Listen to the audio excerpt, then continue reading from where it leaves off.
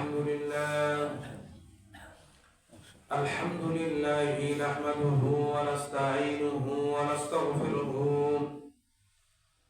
ونعوذ بالله من شرور أنفسنا ومن سيئات أعمالنا من يهده الله فلا مضل له ومن يضلله فلا هادي له ثم نشهد أن لا إله إلا الله وحده لا شريك له ثم نشهد أن سيدنا وسندنا وحبيبنا وطبيبنا ومولانا محمدا عبد الله ورسوله الذي أرسله بالحق بشيرا ونذيرا وداعيا إلى الله بإذنه وسراجا وقمرا منيرا أما بعد فقد قال الله تعالى في كلامه المجيد والفرقانه الحميد أعوذ بالله من الشيطان الرجيم بسم الله الرحمن الرحيم يا أيها الذين آمنوا اتقوا الله وكونوا مع الصادقين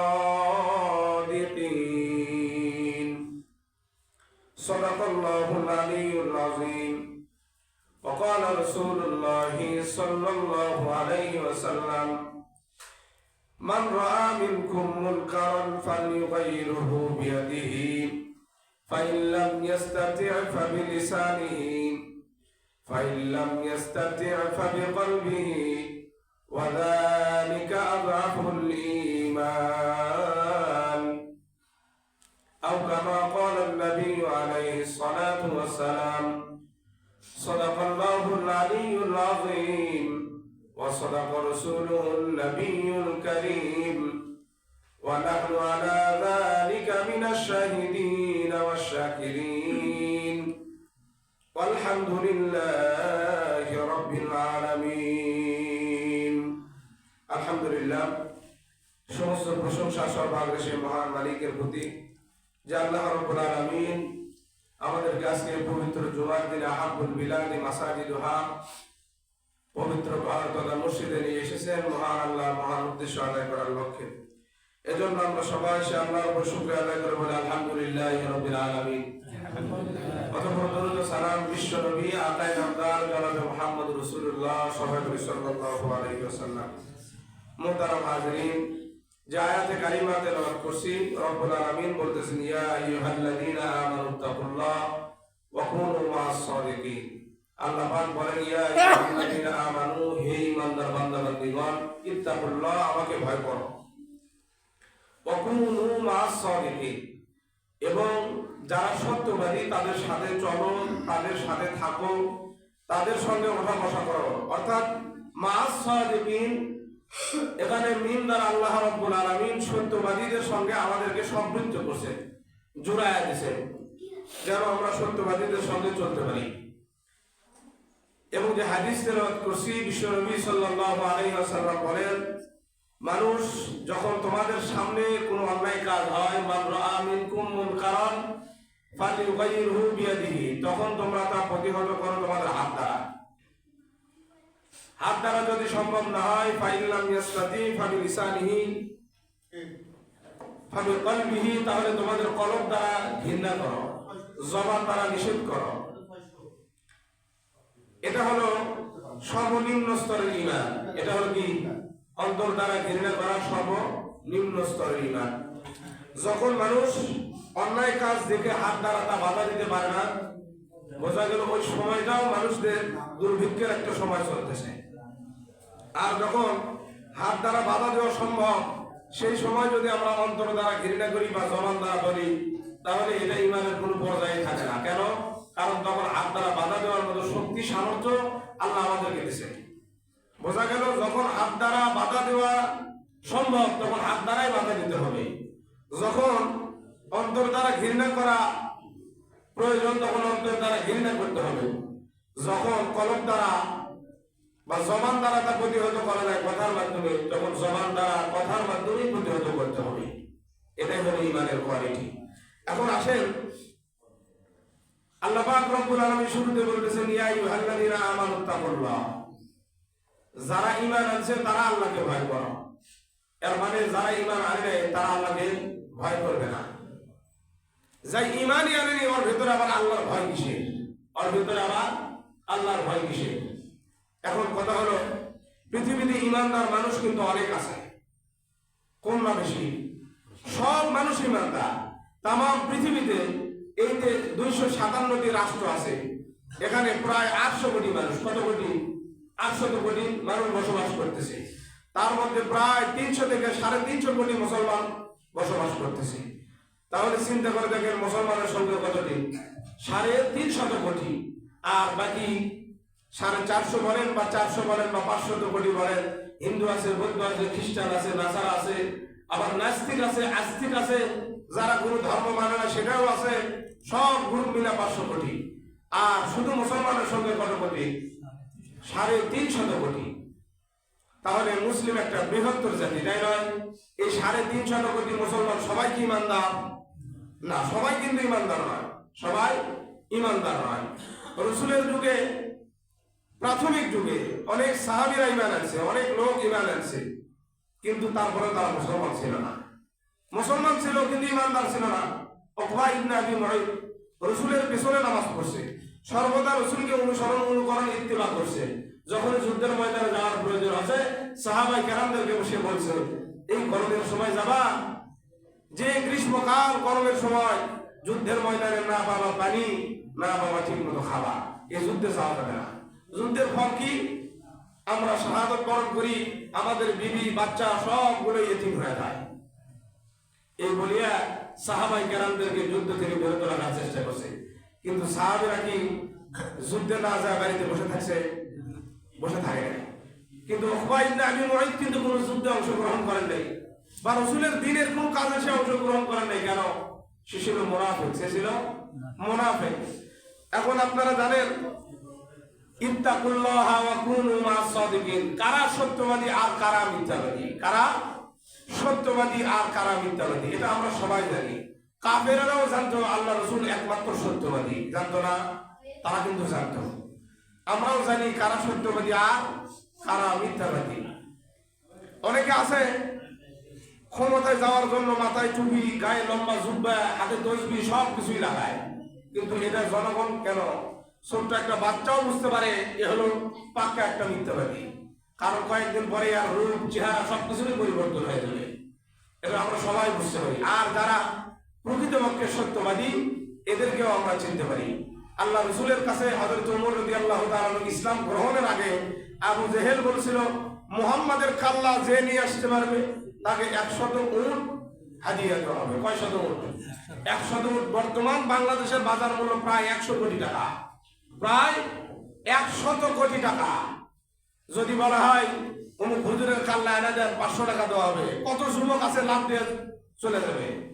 অথচ রাসূলের কাল্লা আনার জন্য বাংলাদেশের কত কোটি টাকা?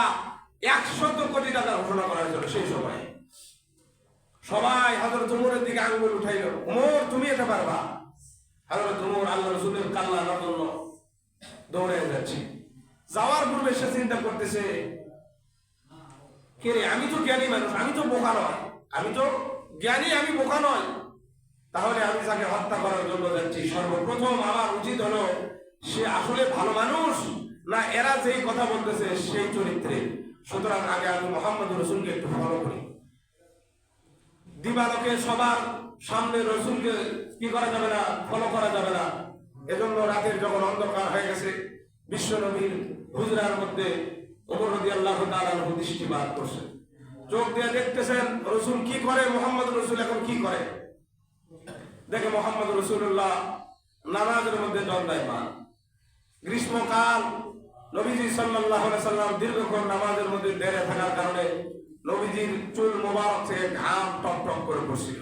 হযরত ওমর বলেন, খোদার কসম, রাসূলের এক ফোঁটা ঘাম পড়তেছিল আর আমি যেন আমার সচক্ষে দেখতেছিলাম মণি মুক্তাগুলো রাসূলের চুল থেকে ঝরে পড়তেছে। সুবহানাল্লাহ। হযরত ওমর বলেন, আমি রাসূলকে পেছন দিক থেকে লক্ষ্য করলাম, তার পেছনের চুল মোবারক, রাসূলের নামাজের আকার আকৃতি গঠন প্রণালী দেখে আমি ওমর রাসূলের প্রতি মুগ্ধ হয়ে গেলাম। এরপরে যাই হোক, নামাজ শেষে হযরত ওমর রাদিয়াল্লাহু তাআলা আনহু রাসূল কারীম সাল্লাল্লাহু আলাইহি সাল্লামের সঙ্গে সাক্ষাৎ দিলেন। মুহাম্মদ আব্দুল্লাহর ছেলে, তুমি নাকি নতুন ধর্ম নিয়ে আসছো। মুহাম্মদ রাসূলুল্লাহ হযরত ওমরের সঙ্গে অল্প কিছুক্ষণ কথোপকথন করলেন। হিদায়াত দিয়ে দিলেন কে? আল্লাহ। হযরত ওমর রাদিয়াল্লাহু তাআলা বলেন, মুহাম্মদ রাসূল, আমি তো তোমার মাথা নেওয়ার জন্য আসছিলাম, কিন্তু আমি ওয়াদা দিচ্ছি এই মুহূর্তে আমার মাথা তোমার সামনে দিয়ে দিলাম। তাহলে হযরত ওমর রাদিয়াল্লাহু তাআলা যখন রাসূলের পিছনে দেখছে, নামাজরত অবস্থায় দেখছে, হযরত ওমরের বুঝতে বাকি রয় নাই যে ইনি হলেন সত্যবাদী নবী মুহাম্মদ রাসূলুল্লাহ সাল্লাল্লাহু আলাইহি ওয়াসাল্লাম। কারা সত্যবাদী আর কারা মিথ্যাবাদী এটা আমরা প্রকাশ্যে দিবালোকেই দেখতে পাই। এরপরে আসেন, আল্লাহ রাসূল সাল্লাল্লাহু আলাইহি ওয়াসাল্লাম বলতেছেন, ইত্তাকুল্লাহ আল মুসলিমানি বিসাইফিহিমা। হে আমার উম্মতেরা, ইত্তাকুল্লাহ বা ইত্তাকি ইদা ইত্তাকি আল মুসলিমানি বিসাইফিহিমা।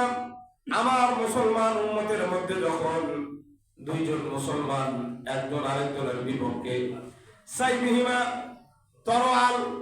তরবারি উত্তোলন করে যুদ্ধে মগ্ন হয়ে যায়, মারামারি হট্টগোল করে, আল্লাহ রাসূল বলেন, আল কাতিল ওয়াল মাকতুল আন্নার।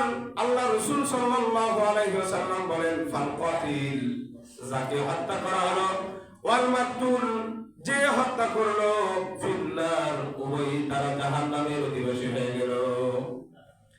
তাহলে বোঝা গেল, যখন কোন মুসলমান আরেক মুসলমানের বিরুদ্ধে বিপক্ষে তরবারি নিয়ে সামনে দাঁড়িয়ে যায়, তারা যখন মারামারি হট্টগোল আর হত্যা খুন রাহাজানি করে, আল্লাহ রাসূল বলেন, ফাল কাতিল, যাকে হত্যা করলো সেও জাহান্নামী, যে হত্যা করলো সেও জাহান্নামী।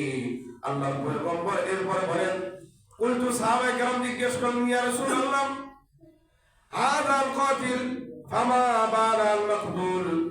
যে ব্যক্তি হত্যা করলো বুঝলাম সে নয় জাহান্নামী হয়ে গেল, ফাল মাকতুল, যাকে হত্যা করা হলো সে কি জন্য জাহান্নামী হয়ে গেল? আল্লাহর পয়গম্বর বলেন, ক্বালা ইন্নাহু কানা হারিসান আলা কাতিল সাহিবিহি।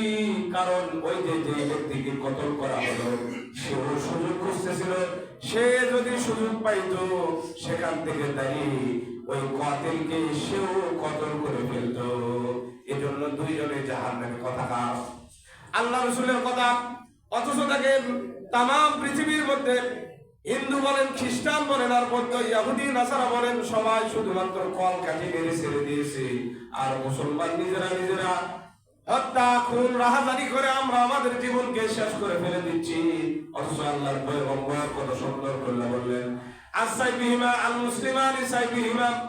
এক মুসলমান আরেক মুসলমানের বিরুদ্ধে যখন দাঁড়িয়ে যাবে তখন দুইজনই জাহান্নামের অধিবাসী হয়ে গেল।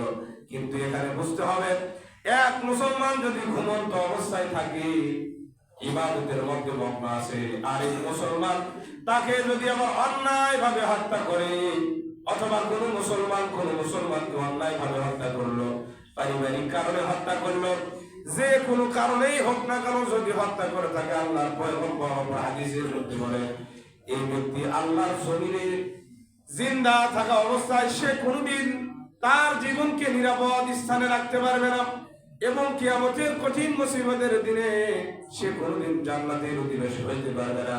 আল্লাহর পয়গম্বর বলেন, ফিন্নারি ফিন্নারি ফিন্নার, তিনবার জাহান্নাম শব্দ উল্লেখ করে আল্লাহর পয়গম্বর বলেন, ওই ব্যক্তি জাহান্নামে, ওই ব্যক্তি জাহান্নামী, ওই ব্যক্তি জাহান্নামে বসবাস করবে। এখন চিন্তা করেন, আমাদের দেশে খুনের সংখ্যা কম না বেশি? কথা বল না, কম না বেশি? মানুষের জান মাল ইজ্জতের কোনো দাম নাই, কেননা ইয়া আইয়ুহাল্লাযীনা আমানুত্তাকুল্লাহ, আল্লাহকে ভয় করে না মানুষ। যদি আল্লাহর ভয় থাকতো তাহলে কেউ কোনোদিন কাউকে হত্যা করতে পারতো না। ওয়াকুনু মাস-সাদিকিন, সত্যবাদীদের অনুসরণ করা তো পরের কথা, আল্লাহর ভয় ভিতরে নেই। আল্লাহর ভয় কি নাই? ভিতরে নেই। 40 বছর তাবলীগ করছে। কি করছে? 40 বছর তাবলীগ করছে। 8টা 10টা কেউ আবার সাল লাগাছে। এরপরেও আসে যখন মানুষ জবাই করে, মানুষ খুন করে, সে কি জান্নাতি না জাহান্নামী? কথা বল, সে জান্নাতি না জাহান্নামী? আচ্ছা বলেন তো আপনারা, আমি ইমাম যদি আজকে জুমার নামাজের পরে একজনের হত্যা করি, জবাই করি, কতল করি, মেরে ফেলে দেই, আগামী জুমায় আমার পিছনে আপনারা নামাজ পড়বেন? কথা বল না, কয়জন নামাজ পড়বেন? কেউ নামাজ পড়বেন না। বুঝে দিচ্ছি, এই কথাটাও বুঝে দিচ্ছি। দেখেন, এই যে আজিজার মাওলানার ছেলে, তার মা হত্যার মামলায় সে প্রথম ফেঁসে গেছিল, আপনারা কিন্তু সবাই জানেন। পরবর্তী সপ্তাহে কি হলো, 2-3 দিন যাওয়ার পরে সেই ছেলেটা নিরপরাধ, সে তার মাকে কি করে নেয়? হত্যা করে নেয়। বুঝতে পারছেন? সে তার মাকে হত্যা করে নেয়। এখন এই যে 40 বছর তাবলীগ করলো, বা আমি ইমাম যদি এখনই নামাজ পড়ে একজন হত্যা করি, আগামী জুমায় আমার পেছনে কেউ আপনারা নামাজ পড়বেন না। ইমাম মানে কি? নেতা। ইমাম মানে কি? সরদার, নেতা। মুতাওয়াজ্জিহান ইলা জিহাতিল কাবাতিশ শরীফাতি, আল্লাহু আকবার বলে আপনারা তো মুখে তালা দিয়ে চুপচাপ দাঁড়া থাকবেন। এখন ইমাম কি বলছে না বলছে সেটা হলো ইমামের বিষয়। সব দায়িত্ব কার? ইমামের।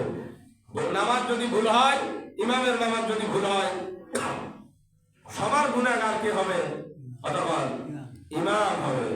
তাহলে যাদের মাধ্যমে দিন পরিচালিত হবে, আমার দ্বারা নামাজ পরিচালিত হচ্ছে, অথচ নামাজ পড়ে আমি খুন করলাম, আমার পিছনে কেউ নামাজ পড়বেন না। আর একজন মূর্খ মানুষ, যার ভিতরে আল্লাহর ইলম নাই, কোরআনের জ্ঞান নাই, 2 দিন ওই মজলিসের মধ্যে বসে সে যদি চিন্তা করে আমি বহুত বড় মুফাসসির আর মুহাক্কিক হয়ে গেছি, সে কোনোদিন সফল কাম হয় নাই। এখন বলেন, বাল্লিগু আন্নি ওয়ালাউ আয়া, আল্লাহর পয়গম্বরের কথা হলো, আমার একটা বাণী হলেও মানুষের মাঝে তোমরা কি করে দাও? পৌঁছায় দাও। যেভাবেই হোক না কেন পৌঁছায় দাও।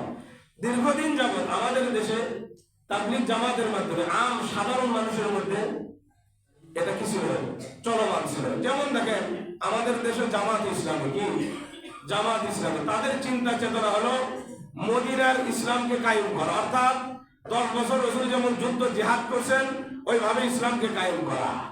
আমাদের কওমি মাদ্রাসার দ্বারা আছি আমরা, আমাদের চিন্তা চেতনা হলো তালিম, তরবিয়ত, তাজকিরা, 3টা জিনিসের মাধ্যমে ইসলামকে চিন্তা রাখা।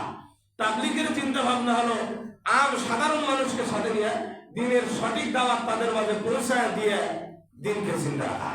তাহলে জামাত ইসলামের ভাইরা যদি কয় ইসলাম আমরা একলাই চিন্তা করছি, কথা তো সত্য না মিথ্যা? কথা সত্য, কিন্তু বলার ভঙ্গিটা ভুল হয়ে গেছে। আমরা যদি বলি আমরা ইসলাম চিন্তা করছি, কথা সত্য, বলার ভঙ্গিটা আমার ভুল। তাবলীগ যদি কয় আমরা ইসলাম চিন্তা করছি, কথা সত্য, বলার ভঙ্গিটা ভুল হয়ে গেছে। যে 5 ওয়াক্ত নামাজ পড়ছে এও ইসলামের মধ্যে আছে, একজন যাকাত দিচ্ছে সেও ইসলামের মধ্যে আছে, সবাই সবার হালত থেকে ঠিক আছে। কিন্তু আমি নামাজ পড়ার পরে যদি মানুষ জবাই করার পরে আমার পিছনে নামাজ না পড়েন, একজন যাকাত দিয়ে হজ করে 4 জিল্লা 4 সাল লেগে আসে যদি মানুষ হত্যা করে, তাকে কেমনি অনুসরণ আর অনুকরণ করা যায়? তাকে কেমনি অনুসরণ আর অনুকরণ করা যায়? কথা ক্লিয়ার? কথা ক্লিয়ার? কুল জা আল হক ওয়া যাহাকাল বাতিল ইন্নাল বাতিলা কানা যাহুকা। হক আসছে, বাতিল চলে গেছে। হক আসছে, বাতিল চলে গেছে। সোজা কথা শেষ। আপনারা বলবেন যে হুজুর তারা তো ইসলামের দাওয়াত দিচ্ছে, আপনারা কেন তাদের বিরোধিতা করেন? কেন তাদের বিরোধিতা করি তার প্রথম কথা আমি আপনাদেরকে বলি। 2018 সালে যখন প্রহসনের নির্বাচন হলো এই দেশে, দিনের ভোট যখন রাতে হয়ে গেল, তার কিছুদিন পূর্বে এই মৌলানা সাদ বা মৌলভী সাদ সর্বপ্রথম যে ফতোয়া জারি করেছিল সেটা হলো ভোট দেওয়ার পরে হাতে যে কালি লাগানো হয়, কালো কালি দিয়ে আমাদেরকে যে সিল দেয়, অনেকে ভোট ছেড়ে দেয়, যখন কবে দেখবেন ওদের হাতে একটা সিল লাগিয়ে দেয়, আর মানে হলো ভোট ছেড়ে দিচ্ছে। বুঝতে পারছেন? ওই ভোটের কালি আর এই বই ছাড়া দেওয়া খালি কিন্তু একটাই। এই মৌলানা সাহেব বা মৌলভী সাহেব তখন ফতোয়া জারি করছিল যে যখন ভোট দেওয়ার পরে যে কালি হাতে লাগানো হয় এই কালি অবস্থায় ওযু হবে না, আর ওযু না হলে নামাজ হবে না, সুতরাং ভোট দেওয়া যাবে না। সুতরাং কি দেওয়া যাবে না? কথা বল না কেন? বুঝতে পারছেন আঘাত কোন জায়গাত করছে? এটা তো আপনারা বুঝতে পারেন না, সাধারণ মানুষ আঘাত ওই জায়গা মতোই করে গেছে যে সুতরাং কি দেওয়া যাবে না? ভোট দেওয়া যাবে না। এই বুড়াই গ্রামের মধ্যে যদি তাবলীগের সাথী লাগবে না, তাবলীগকে ভালোবাসে বা তাবলীগের লোকজন যখন আসে মাগরিবের পরে যখন বয়ান করে 20 জন মানুষ বসেন এখানে, অবশ্যই তারা তাবলীগকে ভালোবাসে। একদিন 2 দিন 10 দিন শুনতে শুনতে তো একবার হলেও ভালোবাসছে। এই 10 জনের 10টা বউ আছে, তাদের 10টা সন্তান আছে, তাদের 10টা সন্তান আছে। প্রত্যেকটা গ্রামে পুরা বাংলাদেশে এমন কোনো গ্রাম নেই যে গ্রামে 100 জন মানুষ তাবলীগকে ভালোবাসে না, এমন মানুষ আপনারা কেউ পাবেন না। কথা ঠিক বললাম না ভুল বললাম? তাহলে চিন্তা করেন যখন এই 100 জন মানুষের মেধার মধ্যে এটা ঢুকে গেল যে এই কালি দিলে তো ওযু হবে না, ওযু না হলে তো নামাজ হবে না, নামাজ না হলে সবার ভোটই তো হবে না, তখন এরা চুপ থাকে গেল। বাবা দিনের ভোট রাতে হোক আর রাতের ভোট আগামীকাল হয়ে যাক বা গতকাল হোক, এটা দেখার বিষয় নেই, যা করে নি করে খায়। এটা হলো প্রথম ফতোয়া জারি করছিল। এরপরের ফতোয়া আপনারা শোনেন, উনি বয়ানে বয়ানে বলতেছেন অমুক মুফাসসিরিন এটা বলতেছেন, তমুক মুফাসসিরিন এটা বলতেছেন, আমি মুফাসসির এটা বলেছি, আমারটাই সঠিক, আমারটাই সঠিক। জ্ঞানের স্বল্পতা থাকলে যা হয়। আল্লাহ রাসূল হযরত মুআয ইবনে জাবালকে যখন ইয়ামানের গভর্নর নিযুক্ত করলেন ইতিহাস সবার দ্বারা, আল্লাহ রাসূল মুআযকে বললেন, মুআয তুমি মুসলমানদের মধ্যে যদি ডিভাইডেড হয়ে যায় কিভাবে তাদের মধ্যে মিল করে দিবা? হযরত মুআয বলেন, আল্লাহর কোরআনকে দেখো। আল্লাহ রাসূল বললেন, তুমি যদি কোরআনে না পাও তখন কি করবা? কয় আপনার হাদিসকে অনুসরণ অনুকরণ করে, তাও যদি না হয় বলছে ইজমা করে, তাও যদি না হয় তাহলে কিয়াস করে।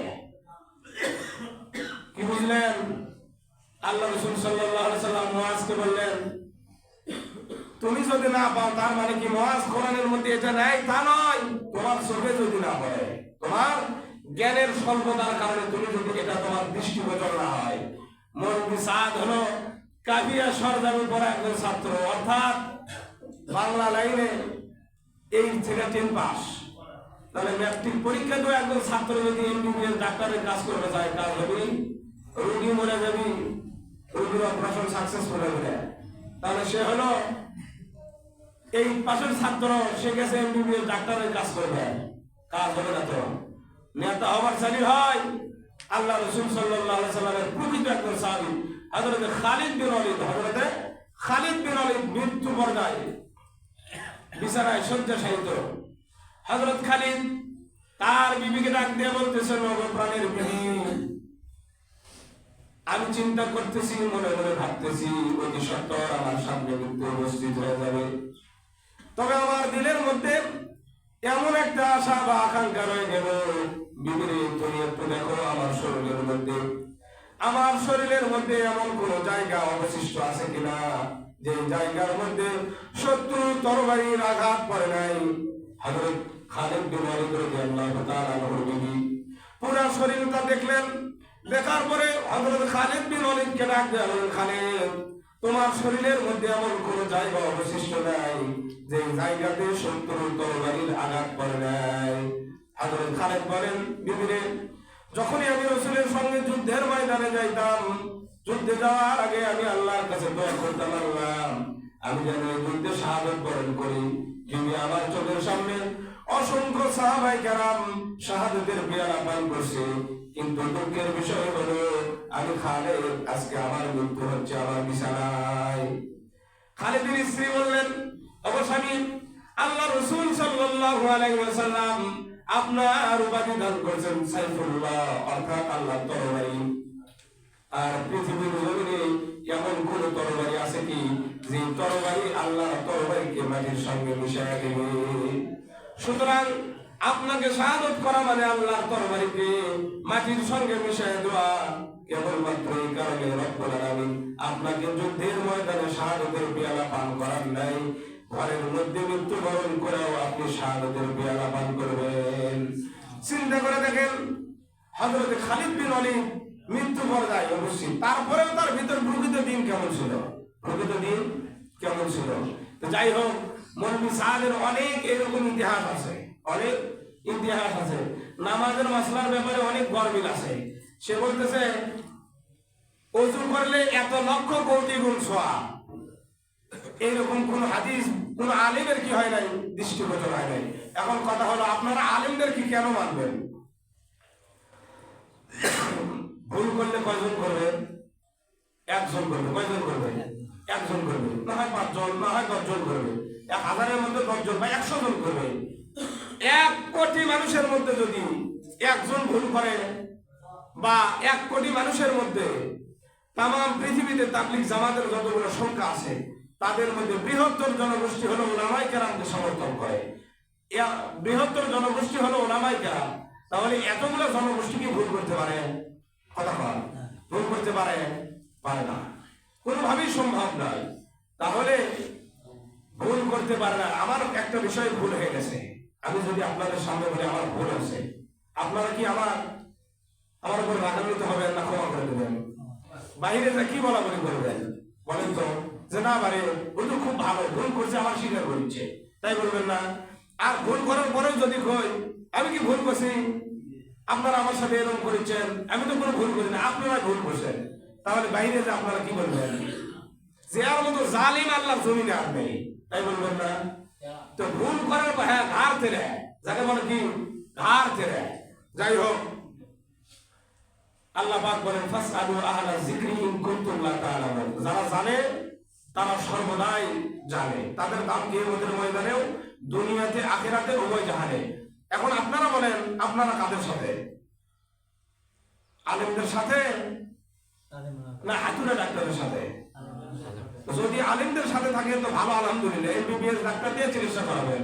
আর যদি কন্যা ওই হাতুড়ে ডাক্তারের কাছে যাবো, জুবাইর সাহেব দামাদার কাদুল আলিয়া একবার তাফসীরের মধ্যে বলছিলেন যে যে দলের নেতা খায় গাঁজা, বা যে ড্রাইভার গাঁজা খায় গাড়ি চালায়, এর প্যাসেঞ্জার কোনোদিন ঢাকা ঠিক মতো পৌঁছতে পারবে না।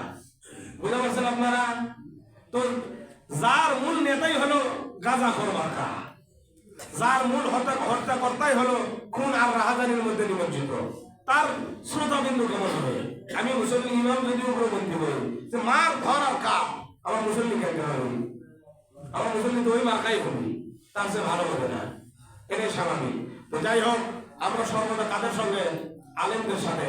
এখন আপনাদের সামনে এই লিফলেটের হালকা কিছু কথা বলে শেষ করছি। আসসালামু আলাইকুম ওয়া রাহমাতুল্লাহ। সম্মানিত তৌহিদি জনতা, আপনারা নিশ্চয়ই অবগত আছেন, টঙ্গী বিশ্ব ইজতেমা সফল করার লক্ষ্যে প্যান্ডেল তৈরি ও মাঠ প্রস্তুত করার কাজে কয়েক হাজার মুসল্লি ময়দানে অবস্থান করছিলেন। সারাদিনের অক্লান্ত পরিশ্রম শেষ রাতের বেলা যখন তারা ঘুমাচ্ছিলেন, তখন সেই ঘুমন্ত সাথীদের উপরে গত 17/12/2024 ইংরেজি দিবাগত রাত 3টার সময় হামলে পড়ে সাতপন্থী সন্ত্রাসীরা। চিন্তা করছেন, ঘুমন্ত মানুষের উপরে। কার উপরে? যদি পুরুষ হয়ে থাকতো দিনের বেলায় আসতো, ঘুমন্ত অবস্থায় মুসল্লিদের উপরে আক্রমণ। চিন্তা করে দেখেন সন্ত্রাসী কোন পর্যায়ে গেলে এইরকম করে। তারা দেশি বিদেশি বিভিন্ন ধারালো অস্ত্র নিয়ে তারা নিরীহ সাথীদের উপরে অতর্কিত হামলা করছে। আপনারা অনেকে ফেসবুক, মোবাইল বা পেপারের মাধ্যমে আপনারা দেখছেন তাদের অস্ত্রগুলো কেমন ছিল, যে অস্ত্রগুলো আমাদের পুলিশ বাহিনীর কাছেও নেই। চিন্তা করে দেখছেন, আমাদের নিরাপত্তা বাহিনীর কাছেও যে সমস্ত অস্ত্র নেই, দামি অস্ত্র নেই, সেই সমস্ত অস্ত্র নিয়ে আসছে তারা। কোথা থেকে? ইন্ডিয়া থেকে। কোথায় থেকে? ইন্ডিয়া থেকে। এরপরে আসেন, তাদের উপর জরুরি আঘাতে এখন পর্যন্ত তার 4 জন সাথী শহীদ হয়েছেন। উল্লেখ্য যে উক্ত শহীদদের মাঝে একজন বগুড়া নিবাসী জনাব তাজুল ইসলাম আকাশতারা নারুলি, বগুড়ার সুরাই নিজামে অর্থাৎ ওলামাপন্থী সাথী। সেই সাথে মৃত্যু মুখে পতিত হয়েছেন আরো অসংখ্য সাথী। আঘাত প্রাপ্ত হয়ে বিভিন্ন হাসপাতালে চিকিৎসাধীন রয়েছেন আরো অনেক সাথী। 2018 সালে 1 ডিসেম্বরে তাদের এমন নরকীয় তাণ্ডবে অনেক সাথী ও 5 সহস্রাধিক সাথী আহত হয়েছিল।